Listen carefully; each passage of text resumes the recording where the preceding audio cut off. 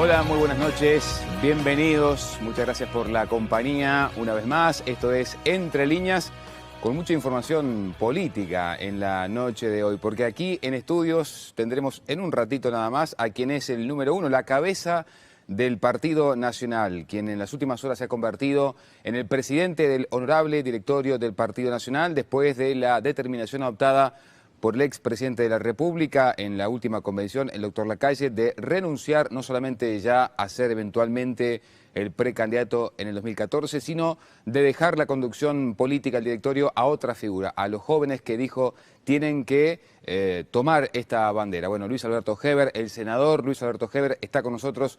En un ratito vamos a conversar con él. Pero además nos detendremos en información que tiene que ver con el oficialismo, que está embretado, entre otras cosas, en el famoso tema de la tributación al agro. Hoy mismo el presidente de la República, en su audición, volvió sobre el asunto, defendió su postura y muchos hablan de las dos balanzas. ¿Qué está pasando en el gobierno con estas dos vertientes? Es que hay efectivamente un choque ideológico a nivel del Poder Ejecutivo, de la coalición de izquierda, con el presidente de la República y el vicepresidente de la República. Es que el presidente Mujica está teniendo un equipo económico paralelo con la Oficina de Planeamiento y Presupuesto y con el viceministro de Economía y Finanzas. Bueno, de estos asuntos vamos a conversar con el senador líder de la vertiente artiguista, con Enrique Rubio, quien, entre otras cosas, bueno, estuvo precisamente en la Oficina de Planeamiento y Presupuesto hace algunos años atrás, cuando también había ciertamente diferencias a nivel de la administración del doctor Tabaré Vázquez en este caso. Vamos a hablar también de la interna militar, a propósito de esta determinación adoptada por el comandante en jefe del Ejército y de alguna manera la debilidad con la que queda parado el comandante Jorge Rosales. Eso vendrá enseguidita, porque le agregamos, como siempre, el aporte de nuestros compañeros, a quien ya saludamos. Nicolás Núñez, ¿cómo estás? Buenas noches. Alfredo, buenas noches a todos los televidentes. Para una segunda intervención, ¿cuánto cambió en la realidad de los guardias de seguridad privados apostados en las instituciones bancarias de un tiempo a esta parte? Desde aquella ola de robos que se saldó lamentablemente con la muerte de un agente allí en la sucursal del Discount Bank de General Flores. Bueno, estaremos abordando eso en nuestra segunda columna. Bien, y también les prometemos para dentro de un ratito qué pasa con los coordinadores regionales. ¿Se acuerdan de aquel proyecto del que tanto se habló, que el gobierno incluso negoció, entre otras cosas, con el Partido Nacional? Vamos a hacer una puesta a punto a propósito de esa iniciativa oficial. Ahora, la bienvenida también a Lorelei Nicrosi. Lore, ¿cómo estás? Buenas noches. ¿Qué tal, Alfredo? ¿Cómo estás? Bueno, la interna del Ejército, a propósito, ha quedado dividida con una postura tal vez más debilitada del comandante Rosales después de los últimos episodios. Sí, así es. En una situación verdaderamente compleja, se entiende a nivel militar que quedó la situación del comandante en jefe Jorge Rosales, luego de disponer la sanción a los 8 generales que concurrieron a visitar al coronel retirado Tranquilino Machado, quien fue procesado por la muerte del militante comunista Prevé en el año 1973. Si bien Rosales aclaró que la sanción no fue motivo de la visita, sino por la reunión previa, claro, la realidad es que tanto en todo tipo de actividades que realizan las Fuerzas Armadas, donde se actúa en forma corporativa, ya se considera que hay una situación irregular. Decíamos que el liderazgo está bastante cuestionado, ya que a partir de que se conoció la sanción, comenzó a circular dentro de la interna del Ejército una serie de mails y llamadas a las que nosotros tuvimos acceso, en los cuales se pide que el comandante deje su cargo. La mayoría de los integrantes de las Fuerzas Armadas y de la Fuerza de Tierra apoyaban específicamente la actitud de los generales por entender que la situación de Machado ha representado un punto de inflexión y consideraban que este tipo de visitas no solamente debían hacerlo los generales, sino que estaba previsto que más allá de las sanciones que se pudieran aplicar, otro tipo de oficiales también iban a concurrir. Fuentes del Ejército nos señalaban que la visita había sido programada con anterioridad e incluso que los generales que están en el exterior fueron informados sobre la actividad que iban a realizar los oficiales.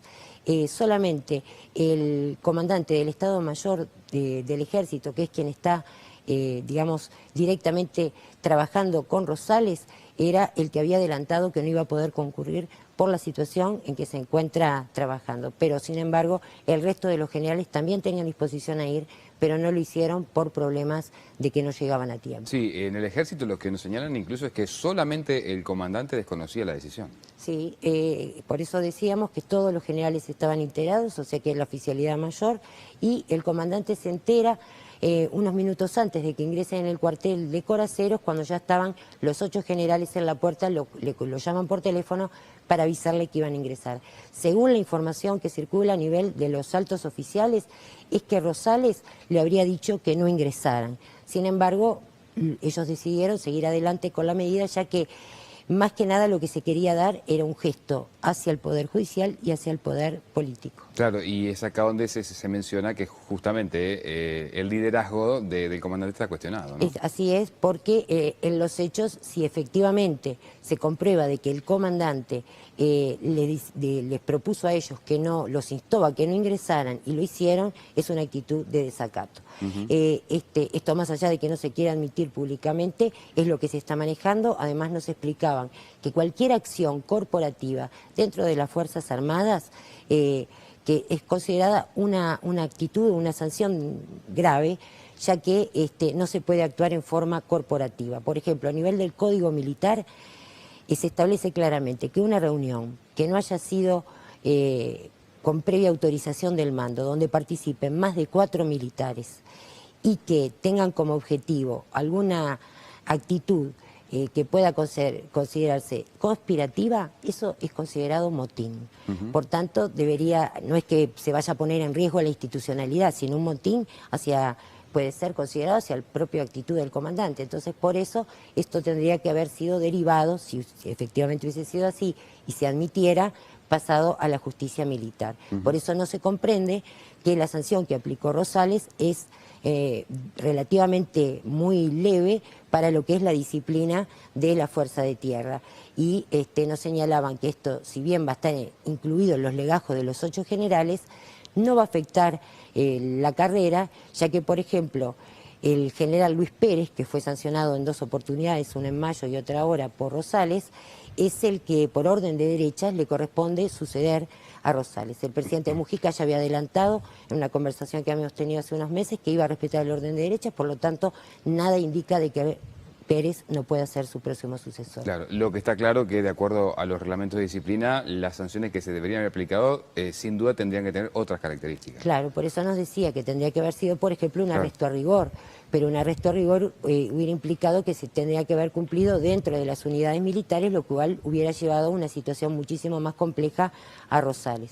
Además, el comandante, todos se preguntaban, nosotros ayer tuvimos oportunidad y hoy de seguir hablando con varios oficiales, cómo va a ser el funcionamiento del ejército de acá hasta octubre, ya que el comandante, para poder conducir la fuerza, tiene necesariamente que coordinar y estar alineado con todos los comandantes que fueron, la mayoría de ellos, sancionados porque son los que están al frente de las divisiones más importantes. También el ejército se objeta que ya se está hablando, cuando todavía aún el comandante está al frente de la Fuerza de Tierra, de que cuando deje el cargo seguramente va a pasar a integrar un cargo de asesor en el Departamento del Estado Mayor de Defensa que se creó recientemente y que dirige Bonilla, o que podría pasar a presidir el Comité Olímpico, sí, algo que no es muy bien visto. No es muy bien visto, ¿no? Y recordemos además que a Rosales le queda relativamente poco tiempo a nivel de la comandancia. Sí, porque tiene que dejar en octubre justamente porque cumple los 5 años consecutivos al frente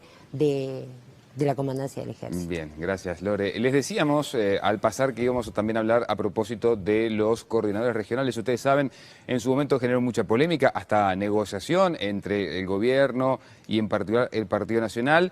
Parece que es un tema que se vuelve a instalar dentro de algún ratito nomás en la agenda de gobierno y sobre eso ha trabajado Nicolás Núñez. Nico. Así es, Alfredo. Bueno, todos recordamos, obviamente, la polémica que se generó cuando se decía que se avasallaba la autonomía de las intendencias. Ni bien el presidente instaló este artículo y la posibilidad de crear estos cargos en la ley del presupuesto nacional. Esto derivó en una charla bastante furtiva sobre el mediodía, rápida de coordinar entre Mujica y Larrañaga. Cierto acercamiento del líder sanducero que termina acordando con el presidente reducir de 18 a 6 la cantidad de coordinadores regionales. Lo que se terminó ratificando en el Parlamento cuando al momento de la votación se aprueba este artículo del presupuesto nacional, esta idea, con los votos del Frente Amplio y de Alianza Nacional. Bueno, lo que pudimos confirmar es que en no más de 10 días el gobierno dará a conocer algunos avances en la materia y seguramente este tema se va a instalar nuevamente en la agenda nacional. Lenta pero paulatinamente se han alcanzado algunos avances en coordinación con las intendencias. Hay algunos ajustes que todavía se están negociando, pero la intención del gobierno es que este tema se resuelva en el muy corto plazo. Bien, además la ley de presupuesto establece un plazo que vence ahora nomás, ¿no? Claro, la ley de presupuesto fija un plazo de hasta 180 días para la redacción de esta y la reglamentación de esta iniciativa. Si uno toma en cuenta el momento de la aprobación, el plazo de 180 días se vence el próximo 27 de junio, en un ratito, nada más en 11 días. La idea es respetar ese plazo, aunque nos señalaban altos integrantes del gobierno que no es tampoco algo debido a muerte, que si no se llega a un acuerdo, una reglamentación antes del 27 de junio, no quiere decir que la iniciativa caduque o no se vaya a concretar. No es un plazo inexorable, pero insisto, nos dieron el plazo ese. En 10 días va a haber novedades sobre este asunto. Sí, y también puede haber novedades en cuanto a la cantidad o las personas designadas, ¿no? Claro, porque lo que decíamos, la reunión aquella entre Mujica y Larrañaga, aquello de que Mujica había establecido la posibilidad de tener 18 coordinadores departamentales, aquel acuerdo, y lo que dice la redacción de la ley es hasta 6, y nos hacen hincapié en eso. La ley permite crear hasta 6, por lo cual uno puede presumir que, más allá de la reserva y el hermetismo que trata de tener el gobierno en torno a este asunto, puede haber o bien una creación menor, dividir el país en menos regiones, o bien una experiencia piloto para ir desandando este camino, por lo menos en el corto plazo. Bien, gracias, Nico.